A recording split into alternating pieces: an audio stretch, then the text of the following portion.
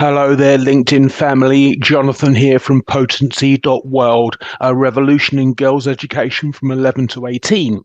So, as part of this overall project, the thing that most holds women back is that they don't see themselves represented in areas that they may well have an interest in. So our discussion today is, where are all the female leaders? I'm joined by such an array of women entrepreneurs, business owners, and leaders from around the world that I'm not. So the question that really is the main emphasis of this call, where are all the female leaders? I guess the first thing I want to know is, what does a female leader look like to the ladies on our panel? Austria. I think for me, it's pretty much the first thought that came in my mind is just women in leadership position.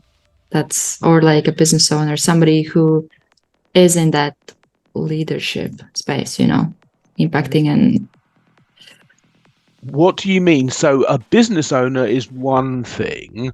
What do you picture when you say female leadership? I would say I definitely see somebody who is confident, but also cares about people and wants to support people that she's working with or leading. So it's not just about position or having the name of the position, and it doesn't even have to be leadership position, because leadership position can be somebody who's a mom, because you have huge impact on kids, which are our future, so I think it's a person who they are confident about themselves and within themselves, because it's hard to lead when you don't have that sense of groundedness around you and in who you are, but also somebody who wants to help, wants to support others, and not only point fingers of you have to do this or that, but they're also ready to lead by example. So from that, I got a lot of sensation, bodily sensation, feelings, thoughts, emotion type thing. Paulette, given the double blow of being a woman in tech and also a woman of color in tech, we know that representation is extremely important. So how did that affect you, and how did you get to where you are? Thank you. How did it affect me? In many ways, actually. Even the fact that I had all the necessary qualifications, I was overqualified, but not having access, lack of representation, not being having to deal with the notion imposter syndrome, because it doesn't apply to me, because growing up as a young child, I was always told to always do my very, very best. So for me, being in a space, an environment that was unkind, dealing with microaggression, dealing with, being victimized, overcoming and understanding that actually, no matter what, I've got a job to do, and I would always put my best foot forward. But how it impacted on me really was through my mental health, and I felt that, that I wasn't good enough because of how I was treated, not how I felt about myself. Do you see what I mean? When you're in a situation and you're good, but you're in an environment where you're like, actually, you're not good. And I'm fighting with this environment or the people in there. And, there was a culture of that they were better. And it was like, no, it just didn't fit. It was like a jigsaw, but it didn't, it was an odd piece out. So how did I deal with it? I did it in the most humble way. And I would challenge in a way where I knew I was right, but I would always have evidence to back up why I knew I was right. And sometimes when you're losing a battle, sometimes you just have to say, okay, then fine, and move on. And because I was able to move on, that's where the opportunities I found, because I met some really nice people who said, Paula, you're exceptional. And they empowered me to push forward. So sometimes you can be in a situation where you do feel unwelcome, but then you can get an opportunity to move from that and then do better. So that's how I dealt with it. I just kept pushing, really. So picking your battles, And as is said to me on many occasions, having to prove yourself 2 times, 3 times as much as a male equivalent just to get your point to be understood. Correct. Shirin, we've got a long-standing relationship, even though I haven't seen your new hair till today. What did female leadership look like, feel like to you? First of all, if it's okay, I want to say to Paulette, I mean, it's really interesting you bringing up the imposter syndrome situation and that difference between the two. I knew how good I was, but the world was telling me I was not. And there was this gate or whatever that kept blocking you. And a real leader is about someone that says, okay, I've got to get creative, right? I've got to move out of where I am and I have to move around it or through it or over it, whatever it takes, because I know there's something else out there. So I think the idea of what a leader is, and I mean, there are lots of different styles of leadership, but I think they hold some really basic beliefs. And one of that is the belief that they can do, right? They have a sense of what it is they want. And even though the ground might not seem right now, they know intrinsically they're here. And I loved what you said. I had a job to do, Paulette, and that was really important. And I think a real leader keeps that focus there. I have a job to do. If it doesn't matter what that job is, if you're a mother, then that job is to make sure that your children are okay and they are functional in the world, right? You want to prepare them for the world ahead so that they can eventually move out into the world and look after themselves and bring their own children up. So you have a real goal there, but we have lots of goals as a leader, I guess. And so I think when I think about a leader is 1, knowing where you want to go, 2, having the resilience and the confidence to come back on it and check things out. And I loved what you said, Paulette, particularly about the creator, is learning to be able to respond with the evidence, because actually we have to learn to work within the environment that of those that are perpetrating us or saying to us that you can't do this. Well, you've got to give evidence, because evidence is the only way that they can sometimes understand, right? And that's one of the biggest things that we get told as women. Well, we talk like airy fairy people, right? We are in this different world. Whereas, unfortunately, and I think myself quite sometimes is that I'm not always so clear. But when I am clear, boy, oh boy, there's a difference in how I approach it and how I say it. And I'm actually more able to hold my state, my emotional state, because I know that I've got those tools and I've also got something that fits with my alignment of my mission. So I think a leader has to know what her remit is, has to know where she wants to go, has to look at the big picture and have that sense of, okay, there's going to be many balls in the air. How do I navigate all of those things in a way? I may not be able to do it all in the same time. Maybe I need to be able to do it, stack it up, but really find a way to navigate that path. And I think a leader shows resilience and flexibility and the ability to adapt.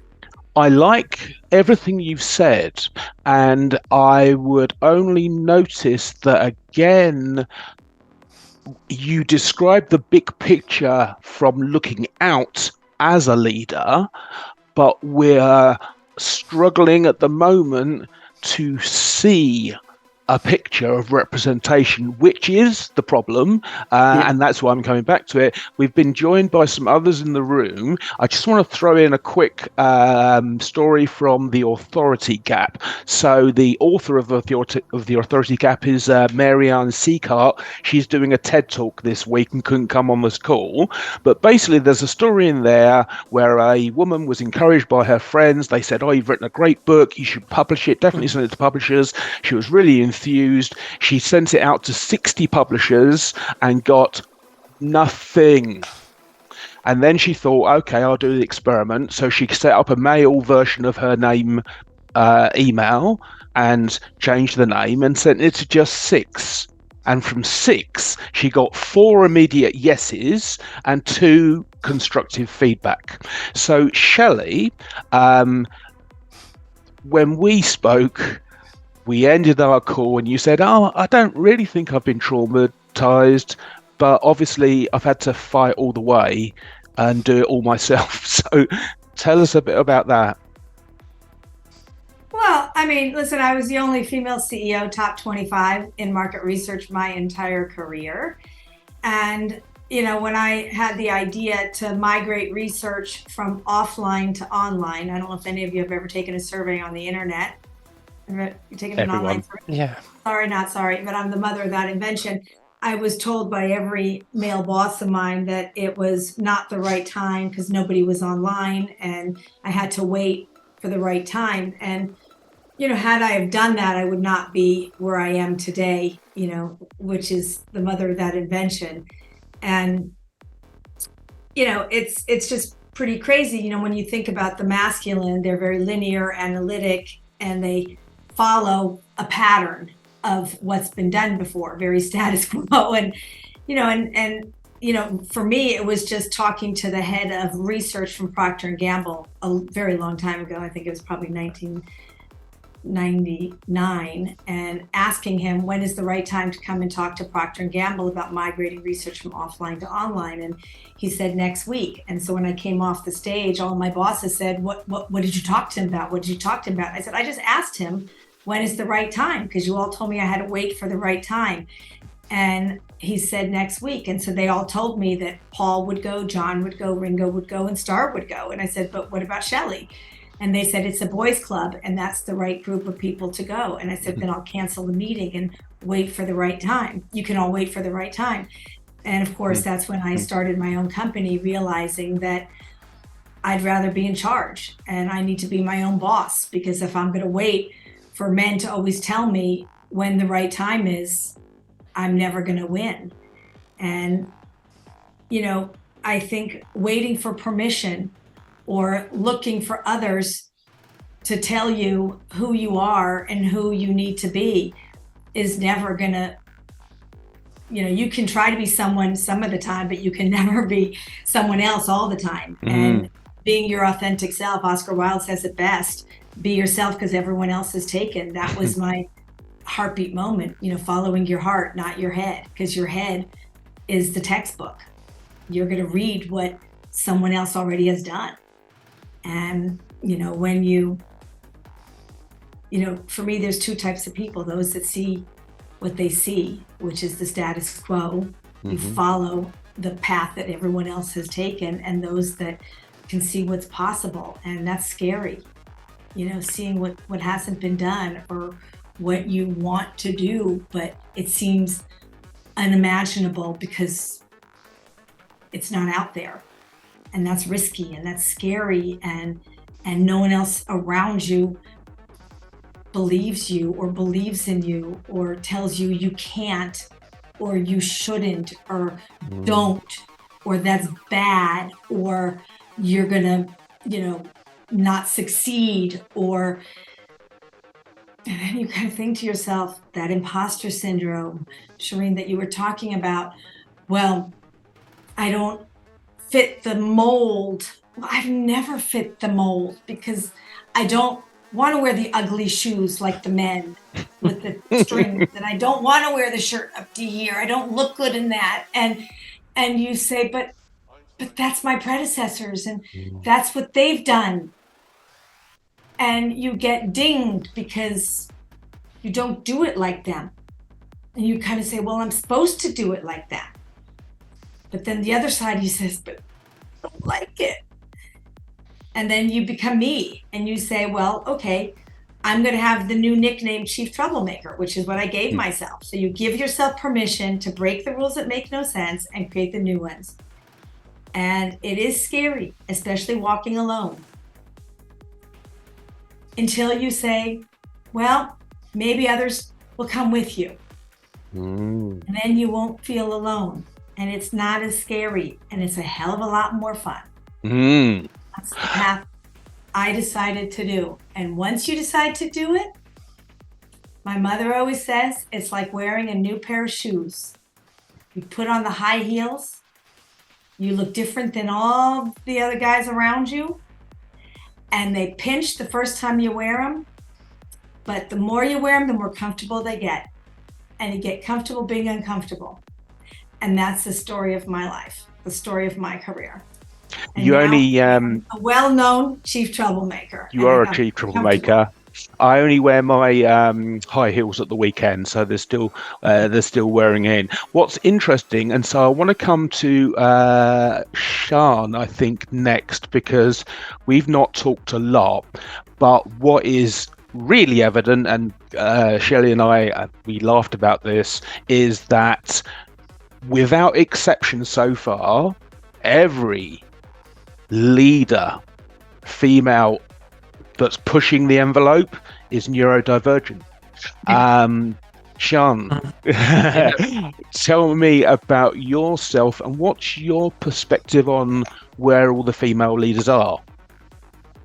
Well, I mean, I think that female leaders, I think there are many and everywhere, and the challenge is the opportunities for them to lead and be elevated to leadership positions. I think that, most recently, for the majority of my career, I was working in predominantly female-run, owned companies. Most recently, I was working in a male-centric industry and company, and it was really eye-opening in terms of the lack of pathways and opportunities for female leaders. Whilst, amongst my peers and my colleagues, there are many women who are leading and capable of leading, but not being given the opportunities within the workplace to be elevated to that status and that sort of authority and responsibility. And I think, Shelley, what you were saying about being comfortable, being uncomfortable is really what you need to do in order to create those pathways where they don't exist. Particularly in companies where maybe they're not used to, women driving that agenda, driving change, advocating for themselves and their peers. I think that that's a big part of it, and it's creating those pathways where they don't exist. And within some industries, some companies, there's definitely less opportunity than in others. Well, I was sent the McKinsey Women in the Workplace 2023 reports, which collected information from 276 participating organizations employing more than 10 million people, and they surveyed over 27,000 employees and 270 HR leaders, and it ties in a bit with the authority gap. So men will promote other men 14 times as frequently as they'll promote a woman who produces the same results. And the gap in this representation, so a woman advocating for a member of her team will beat the door down of the payment and rewards department, for example, and advocate for that other person, but will not do so for themselves.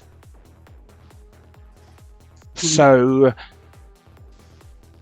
well, it's the same thing that women will brag about everyone else except for themselves. Yeah. You got to brag about yourselves, just FYI. Vicky, not Vicky Poole, but the other Vicky.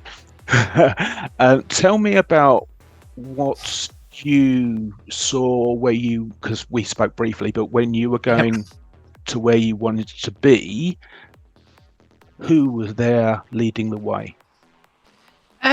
For me, everyone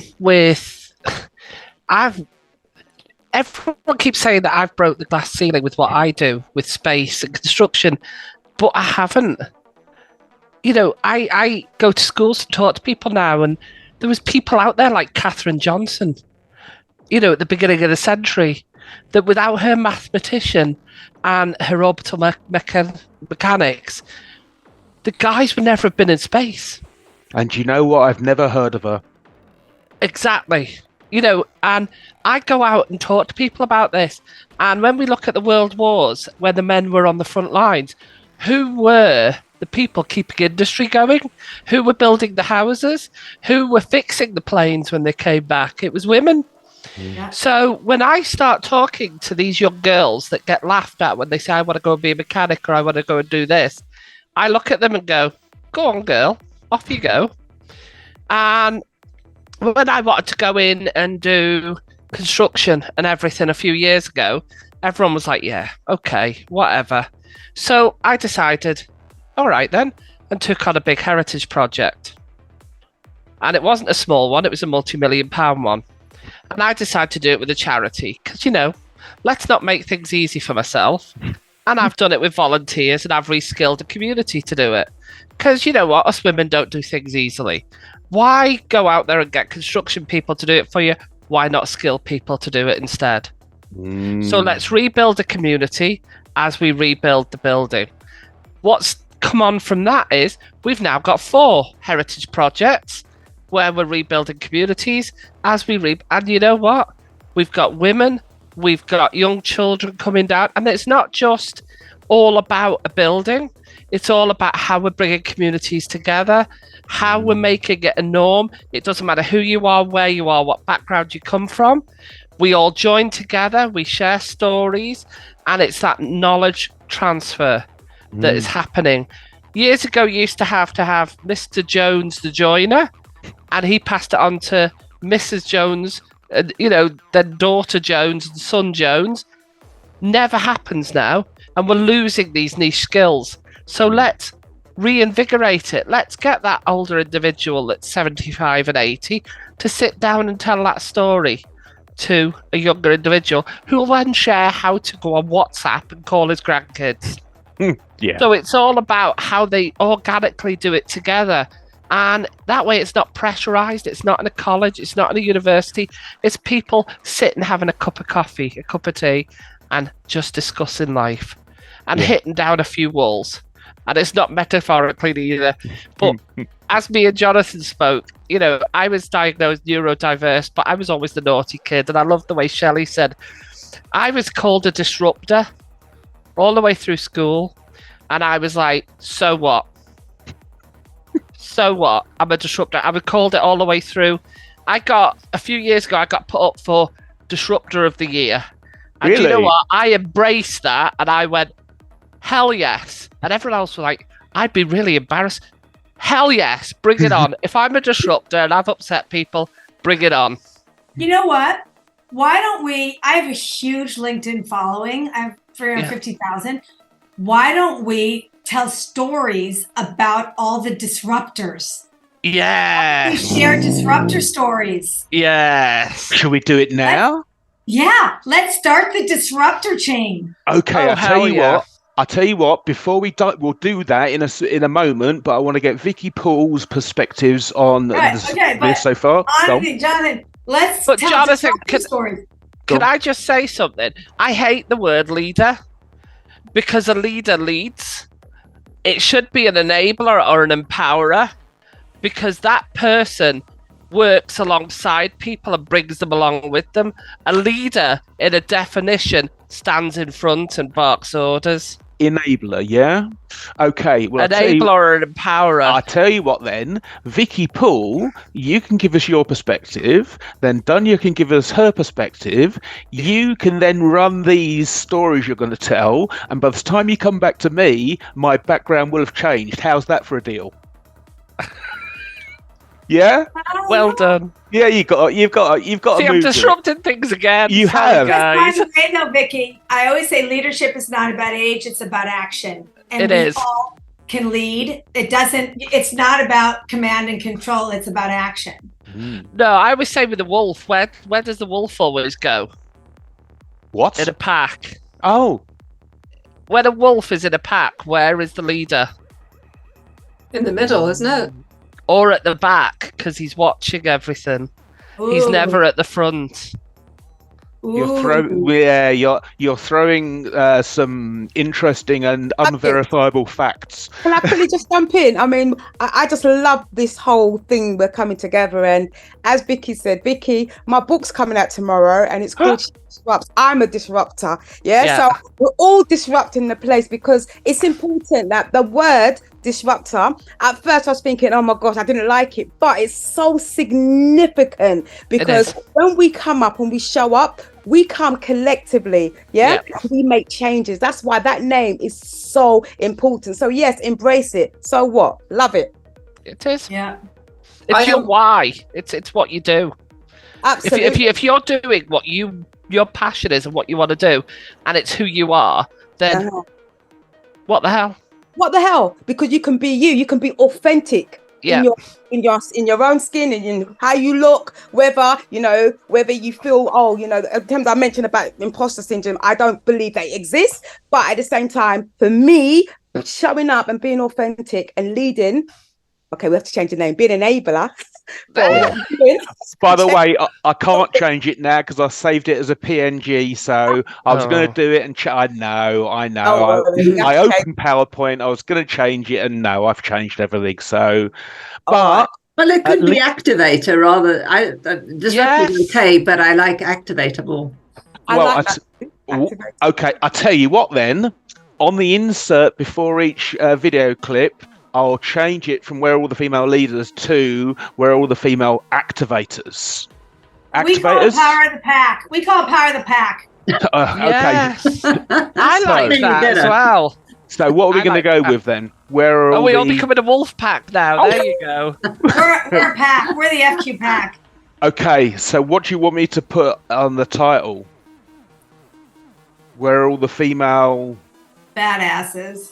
All right then, Baddasses. Yeah, all right. Yeah. Cool, I actually think that's a really nice term, Shelley, because no matter what word you would pull up, because I agree with you, leader kind of doesn't really do it justice. No. It needs to be like a community sort of feel. So yeah, badass, go for it. I agree with that. Nice. Now, Vicky, you joined us a little bit late, so please tell us what leadership looked like to you. I've always had quite a lot of masculine characteristics. I grew up so when I was growing up, I was quite influenced by a lot of the males. I was quite late born. A lot of my dad's friends had already had kids. A lot of my mum's friends had already had kids. And I kind of got lumbered with a lot of the blokes. So I have quite a lot of masculine characteristics.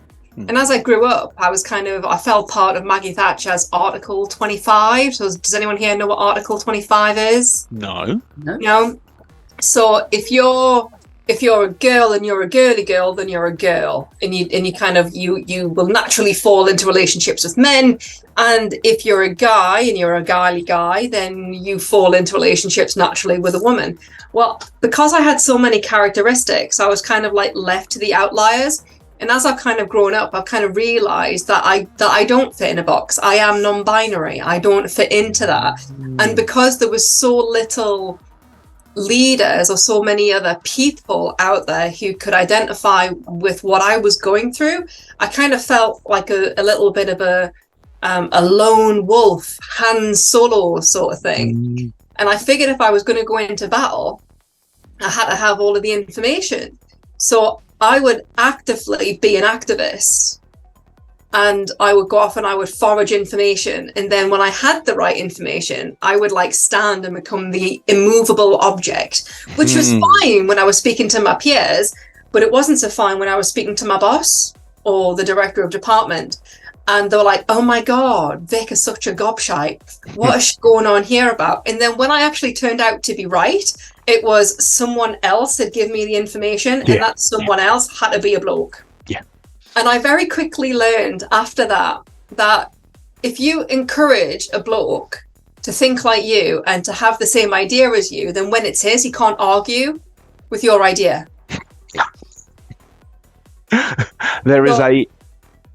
Yeah, so I made a career of doing that. There's not a single decision when I worked in sales that my boss had come up with that I didn't agree with or plant in his head. it was kind of like subversive control. And since I left corporate, it's a case of, well, I now run my own thing. I do my own business. So then I don't need to, manipulate anyone else. But then I come up against the other piece, which is the blokes out there expect me to be very dominant, be the leader because I run my own business, but then at the same time be subservient to them. So it's kind of like the other side of the coin. So most of my clients are men, and I say, if you treat me like a bloke, we're going to get on fine. If you expect me to bring you a cup of tea, I'm not the person for you. Yeah. What's your business? Sorry, Shelley? What's your business? So I run a business called Tender Response. We write public sector responses. So we do contracts, we help you find them, we help you qualify them, and then we help pull together a response. So it's sales collateral, but it's compliance sales. Mm-hmm. You probably always get the yes, right? Yeah. That's my gut, is that you don't get no's. No, not often. I have a pretty high conversion rate. What I find interesting here is that absolutely every lady that's spoken so far has talked about how you have worked your way around a system which is up against you. And the creativity is amazing. Dunya, do you want to join us? Very quickly before we move on, because everyone here is so important, and I want to hear everyone's story. Just very quickly, a woman is disruptive, but a man is strong-willed. Yeah. Sorry, I said that, and I can just feel the hatred. There's no hatred. It's just an understanding what's going on, and I think it's just really that we've grown up for 2,000 years in this culture where women have been made less than. In fairness, Shirin, we'll see what happens when you ladies post this, because you may well get some hatred. Bring it. Yeah. Now, Dunya, are you there? Do you want to speak on things? What would you like me to say? I would like you to say a little bit about what leadership looked like to you, who was a role model for you growing up. Oh, a role model. That's a very trick question. I don't really have a role model in my life. Never had. But I think I'm a little bit opposed of what you all stand for. Oh. I've never really received any abuse or controversy as such in my role as a business leader or as a firefighter for the London Fire Brigade for a very long time. So I was always working in a very male-dominant environment, and I always got treated as a woman and respected as a woman. We offer different qualities. We often not as physically strong. We need the men in our life. They've got different qualities. And we bring different qualities to their lives. But when you're in a relationship or when you have weak men around you, then you're going to have to wear the trousers. You're going to have to step up. You're going to have to rip off your skirt and do that male role. But when you have a real, true alpha male with strong values, a real warrior that can fight, that has that male strength, but yet is really peaceful and has that ability to take care of a woman, I think it's truly beautiful. So I stand very much against that we have to stand up for our female and we need to do the male role and stuff. I'm not for that. I think together you bring a much stronger and different dynamic. Is it fair of me to say that the perception then is that this is about women leading over men, whereas you're talking about the complementary nature of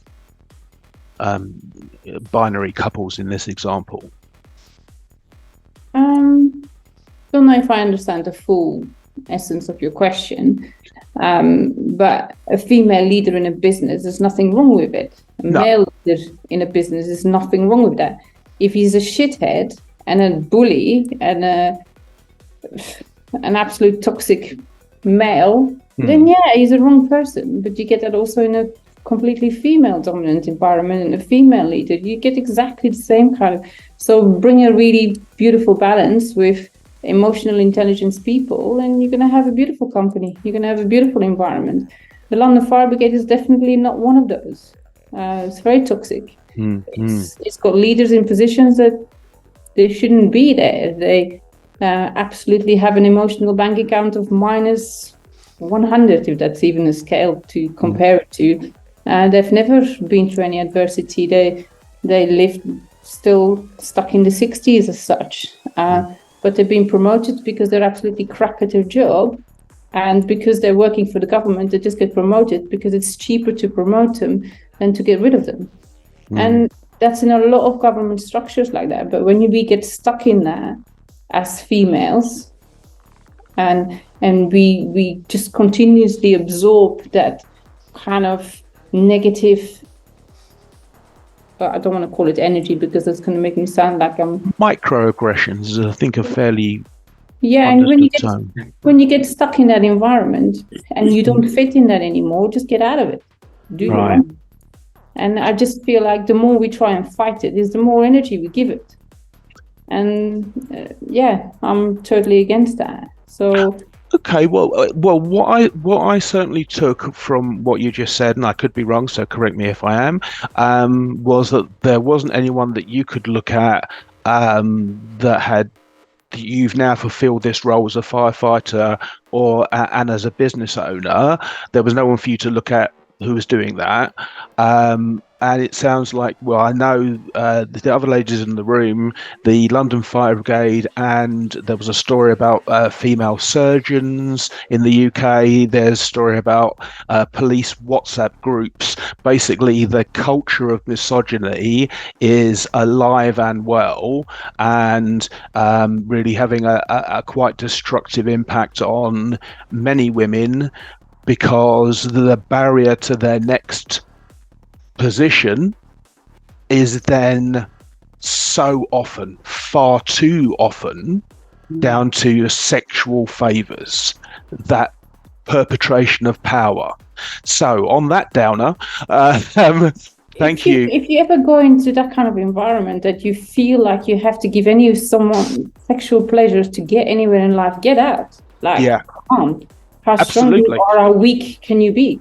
Well, this was the thing. So the story about female surgeons showed that 75% of female surgeons, so 6 years of degree, 6 years of doctor extra, and another 3 years to become a surgeon. So we're highly qualified. 75% of them were getting told if they didn't have sex with the consultant, their career would stall.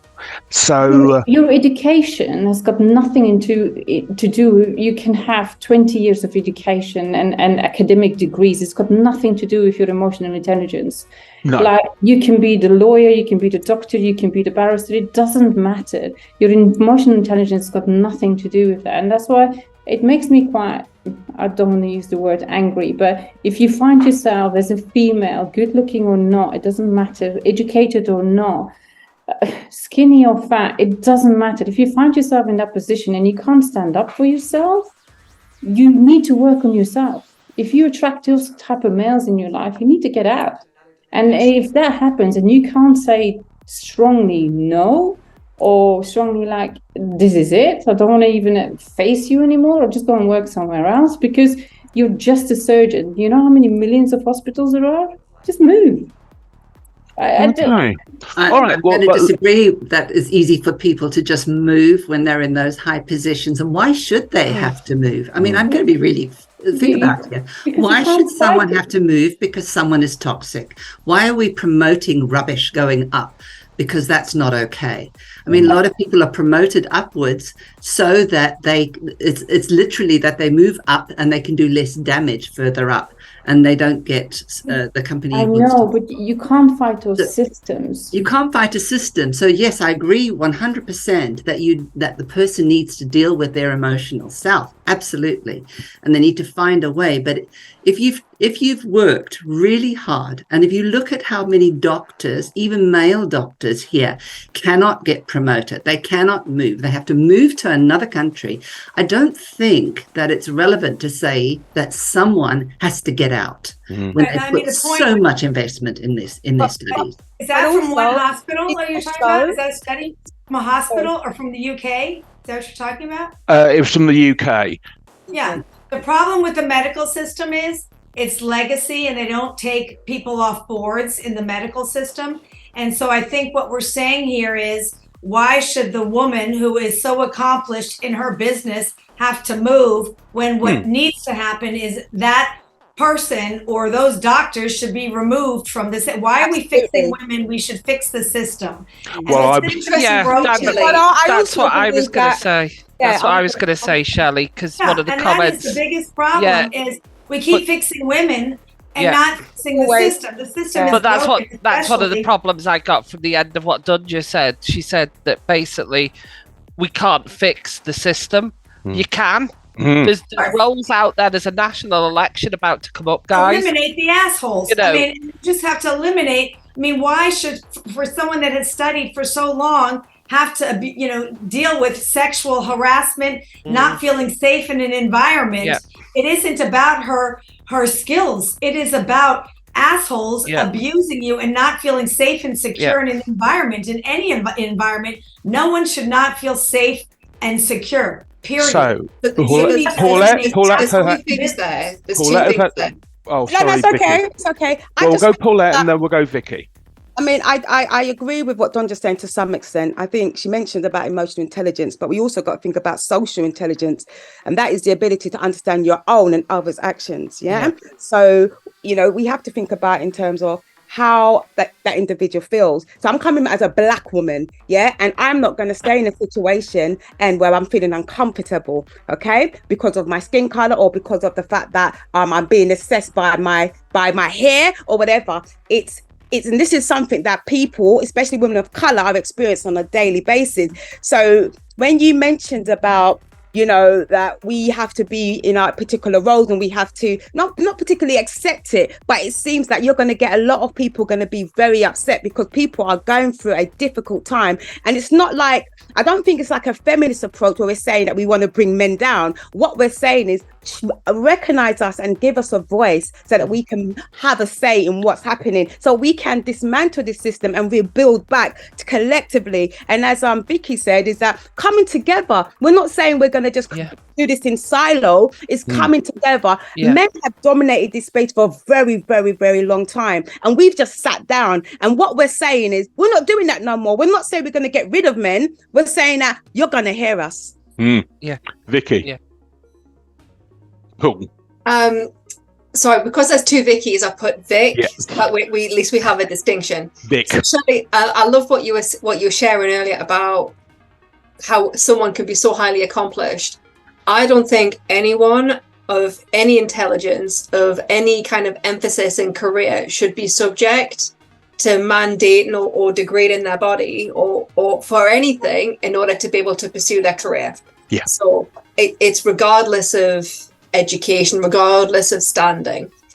And there's the second thing, we have for so long increased the age of working. So you have these old farts who are very set in their ways, who won't retire or die, either or.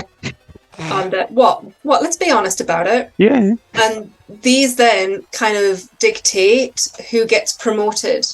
So then if you are like them, you get promoted. So they actually enforce behaviors. Yes. So I think when you've got young companies that have a strong HR team and it's the, put your pronouns on, explain the pronouns, and like the gender equality rainbow, and the fact that Adam is leaving the office on a Friday and in 3 weeks' time he's going to come back as Madeline. And the pronouns will have to be she, her, because that's how they wish to be known, and that to be accepted without kind of shh, do you know, kind of conversations around the water cooler. That has to happen with first getting rid of all of the old farts and then mandating change, and that can only happen with central change in leadership, and that's not just governmental. That's flat across the board. Societal. Yeah, and this comes from so Shelley, you mentioned earlier as well, I think we've had it once or twice again, I think Vicky might have mentioned it, nowadays you have young women, young girls, AFABs, signed female at birth, saying, I want to be an engineer, an astronaut, fighter pilot, predominantly male dominated industries, and it's a case of go girl, go for it. What do you need? And we'll make sure that it happens. That's because there are so many people in our generation who've wanted that and have been told no. Right. Now we're old enough, we're going to everyone else because we can, because we don't give a shit, and we're going to pave the way for the younger generation, because then our sisters can achieve it, and that's how we get equality. Okay, what I'd like to do, with your permission, ladies, is take Shelley up on her idea of you each telling a story. Oh gosh, I've broken every rule in the book, so I am a disruptor in every way. And I just want to go back to before, because I am about conscious leadership. So I support men and women, and I don't think that women are it. You know, we are the female quotient, but it's about changing the equation and closing the gaps. And I don't think it's about taking power from men to give to women. We are about men and women leading. I'm just about eliminating assholes, period, whether they're men or women. If you're a jerk, I hire for passion, train for skill, unless you want to be a doctor, a lawyer, or an accountant, or going to space, by the way. So I just applaud. And I know Katherine Johnson and what she did, you know, creating the first trajectory to the moon. And I think she is amazing, by the way. You know, everyone in space is remarkable. So I am all about men and women working together. Gender equality is not about men or women. It's about, you know, everyone doing the right thing. So fantastic. I think that's amazing. My disruptor story, I disrupt all the time. I think, what's my disruptor story? You told me that you'd always been doing it for yourself, always the first in the room. I'll tell you my Davos story. This is a good one. This is a good Davos story. We were invited. So I've created the first, I do equality lounges. I do pop-up spaces at industry conferences that are predominantly male-dominated spaces. I don't like to golf. I think it's really boring. And so we were invited to the World Economic Forum in Davos, Switzerland 9 years ago. There are very few women at Davos. I called it the place for the 17%. Only 17% have white badges, women at the world table. And so originally I called them girls' lounges. The opposite of boy is girl, the opposite of club is lounge. If there's a boys' club now, there's a girls' lounge. So I created these things called girls' lounges. And I went to a big partner and asked them to sponsor the lounge. I needed $250,000. My invitation to the World Economic Forum was, we want you to come, but you might not feel welcome. My head said, don't go. Who wants to go to a place that you're not going to feel welcome? My heart said, I have to go to change the equation and close the gender gap. And so I went to a big financial institution. It was a women's group at the financial institution. I said, would you sponsor us? And they said, we will, only if you'll change the name. We don't like Girls Lounge. And I said, have you ever heard of men object to being boys in the boys club? And I said, why are we stereotyping ourselves? And they said, it just doesn't seem serious enough at the World Economic Forum. I said, fine, I'm going to go. I will pay for it myself. So went to the World Economic Forum, called it the Girls Lounge, the place for the 17%. I took a little shack and put the shingle up, and all these power women at the World Economic Forum popped their head in. Some showed up, some men came. I had the best content in the world, and that was that. Year 2, Jamie Dimon came, and today, 9 years later, we are a double-story glass house, and we are standing room only. We trend top 5 at the World Economic Forum. And we're an unbadged space, so all women can come. We flood the streets of the World Economic Forum. And once women started supporting women, which now we're 3 million women across every industry in over 100 countries, I then evolved to the Equality Lounge, bringing men, conscious leaders. I now call it the place for conscious leaders. We are pop-up spaces, over 70 at every industry conference around the world. And we have changed the equation, and we are closing the gender gap. But that is a very disruptive move. That is quite a story that you've set for the other ladies to follow. Oh, it's a pity you had to go first because, they're all thinking, oh no, what am I going to say? Thank you for that, Shelley. That's fantastic. The interesting, if you don't know this, the effect where we whitewash women out of history, especially scientific, is called the Matilda effect. And I learned that from watching The Simpsons. But anyway, who would like to go next with their story about cells, how they disrupted? Oh, Paulette, yeah, I knew you'd dive in there.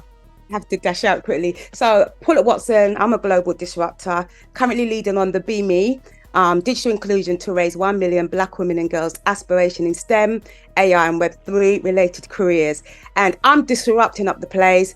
Won quite a lot of awards. Recently won the Global Caribbean Awards, recently won the Global Women Entrepreneur Awards. I've won about 15 awards. And literally, I want to see us close the gap collectively, making sure that no one's left behind. Yesterday, we just ran our national STEM event, so the Be Me Sustainable event, and we had global leaders come and talk to young global majority women. And that was awesome. And it just resonated with me that I am contributing to society, and young girls are able to see someone that look like themselves leading from the top or enabling others. Because once they see or have a role model, they will be able to empower someone else. So that's how I'm disrupting. And I would love to invite you all. Let us collaborate and let us create a collective impact and disrupt together. Go, girl. Hey, Paulette, will you come with us to CES? We're doing a whole AI thing. Oh, AI, yes, absolutely. I love AI, definitely. Let's hook up, definitely. Thanks, Shelley. And thank you, everyone else. See ya. Okay, Shelley, do you need to go? Yeah, I do, but I want to hear everyone's stories. I feel so bad, but I'm on at 9 on a broadcast. Jonathan, thank you for bringing us all together. Will you all stay connected? I'll put all your details in the YouTube video. Okay. Everyone stay connected. You're invited to all of our lounges wherever we go. Come join us. Seriously, I'm so grateful. I just have to be on in 11 minutes, so I'm so sorry to jump out. But thank you, thank you, thank you. You're welcome. Thank you very much. Treat. Bye. So who are we going? So we've got Paulette, we've got Shelley. Who would like to go next? There you go. If you go for it then.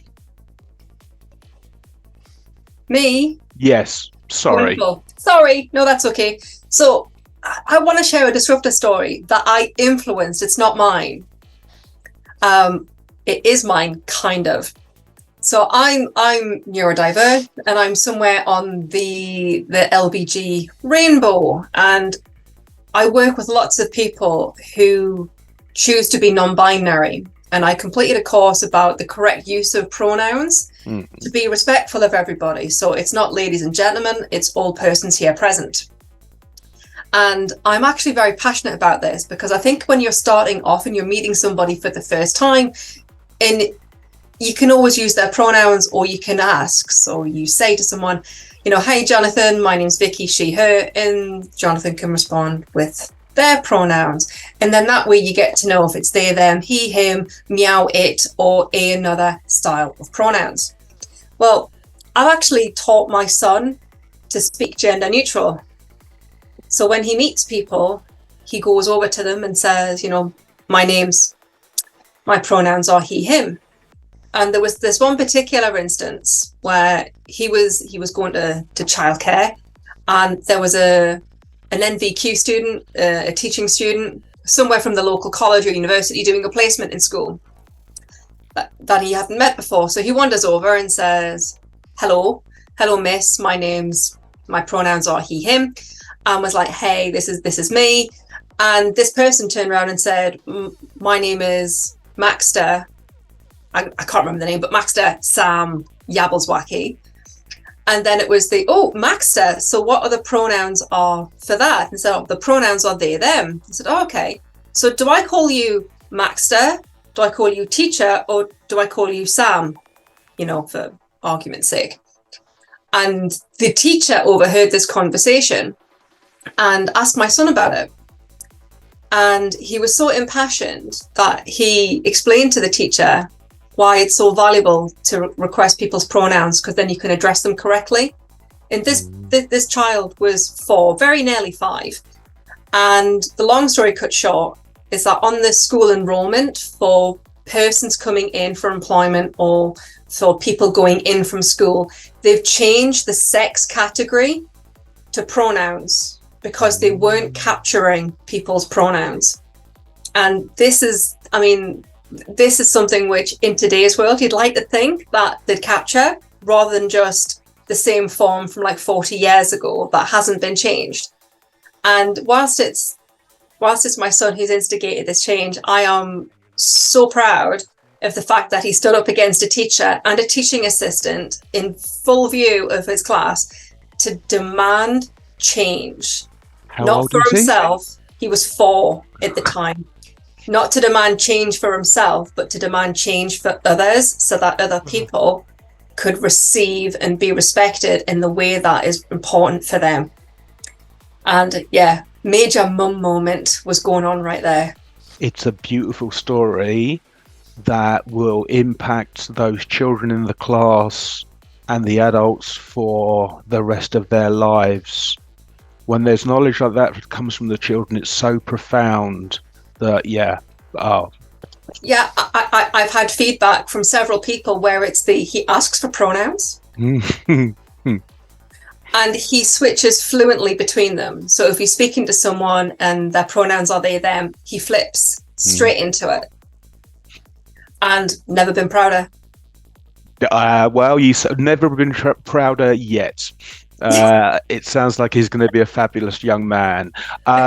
These stories are just brilliant, and who wants to go next? Come on, Shirin, Sean. I'll go next. It's fine. Okay. I don't know too many disruptor stories of myself, but I want to just say that's a beautiful story, because this is something that's so key to me as well, because as a pregnancy coach, I really want to empower women to be able to be disruptors in the same way that you were teaching your child, and then they go on, because that's the knock-on effect, isn't it? So yeah, I do. I suppose as a nurse, I was always a disruptor, and I would always start and change new things that would be new policies that would be happening in hospitals. But one that I do remember when I first came here was I just happened to work in one of the private hospitals, which was pretty notorious at the time. And it was like stepping backwards in time. Nothing really had shifted and changed. It was the same thing. And, we would have a bell call us. A person would arrive every day, come in to see their patient, and then they would just say yes, and walk out. Yes, walk out. And we would deal with the entourage of this situation where nobody would fight them. No one would have a discussion with them that, hey, maybe it's a lot of our clients were getting really confused post-operatively. So I thought, no, we've got to do something. And Paulette said something which was really important. You've got to get the stats. If you want to make change, somewhere along the line, you do need to have stats. And I made it my business to go and get the stats of all the surgeons, particularly of all their patients, and basically had a look at what was happening, but none of them got confused except for one particular doctor. And I thought, well, I'm going to speak to this person, but I realized that I couldn't do it just by hearsay. So I went and got all the information, and then I just quietly, one morning, he came in and I said, I want a word with you. And of course he said, oh. And he came and sat there. He came and I said, look at all these things over here. And I look at all the reports of this. And this is what I think's happening. And he looked at me and he said, how come nobody has ever told me this? Because of the nature of how things are set up. And there's the hierarchy and the fear of there's this hierarchy of different structures. This is what happened. And I think what happened was I did something completely different. And he changed. He basically said, well, that's got to stop. And went and spoke to everybody around and sort of said, why didn't you tell me? Why wasn't this happening? He spoke to the anaesthetists, spoke to the nurses, spoke to everybody. And he actually changed his system, and he changed the system for all these NHS patients. So it really was an interesting dynamic. I didn't see all the consequences of it, but it was really nice to know that I was that person that was able to be there and make a shift without too much, actually. Just that quiet calling in, having the information, and just being very contained, I think. And I think that was where I kind of realized this is what, for me, leadership is to be able to hold that balance and be able to put your argument in a way that cannot be refuted, and at the same time give grace. And that, please, yeah, no, and it had such an effect with what his practice was, and then, as I said, the practice within the NHS. I would like to say, as a former African-born lady, the understatement, the Britishness with which you've understated that enormous impact and unwavering seeking out of facts, and then cleverness to know that a man's ego needs to be massaged. Profound. I just think that if you actually often speak to men with the same compassion and regard, and you are in your space, most educated and certainly well-meaning people will respond differently. I do believe that. So I was lucky. I wasn't in that kind of argument stage where I have had with some others, but this particular one, I was just totally different, and it was so interesting to see how that response was. Yeah, fabulous. And it did have a big change. Yeah, amazing. Vicky, no, Vic, would you like to go next, or Sian, would you like to go next? One of you has to go next. I might go next. Lovely, Sian. Well, sorry, you've not spoken much this thing, so give us a juicy story or two. Well, I'm sorry, I don't think I can deliver on a juicy story. And I think actually one that kind of came to mind for me initially is one well before I began my professional career, but back in school.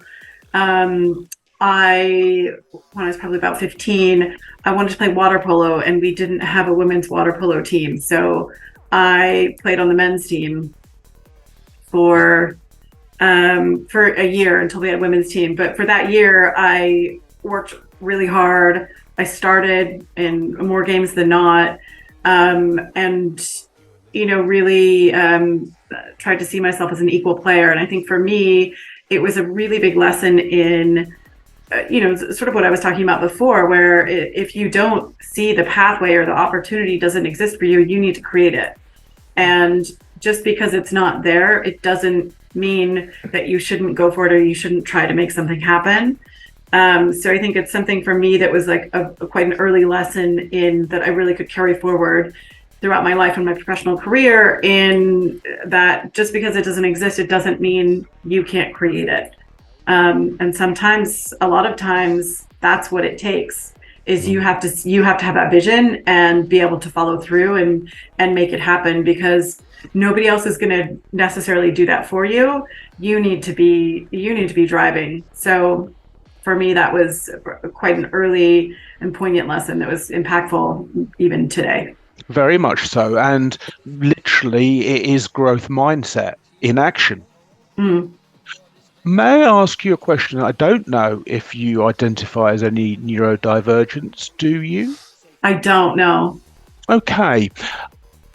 An observation I have made that may or may not be true appears to be that women, maybe because it's conditioning, it may be something in the neurology, but essentially women are better than men at understanding consequence. So girls appear to get trained from very early on, oh, don't do that or don't do that because this is, it's an overprotectiveness, but it might lead to the ability to be visionary. Because everyone so far, yourself included, has fearlessly and with great purpose and with outcome thinking, which is an NLP technique, have gone after and changed all sorts of things. What's your thinking about that? Like, I think men are binary. I mean, I don't think I'm educated enough on. I think it's quite a generalization to make. I just don't know enough to say whether or not. I think there's probably more nuance there. That, yeah, I'd have to get back to you on that. So I'm being a bit too over generalistic for you to make a call on it.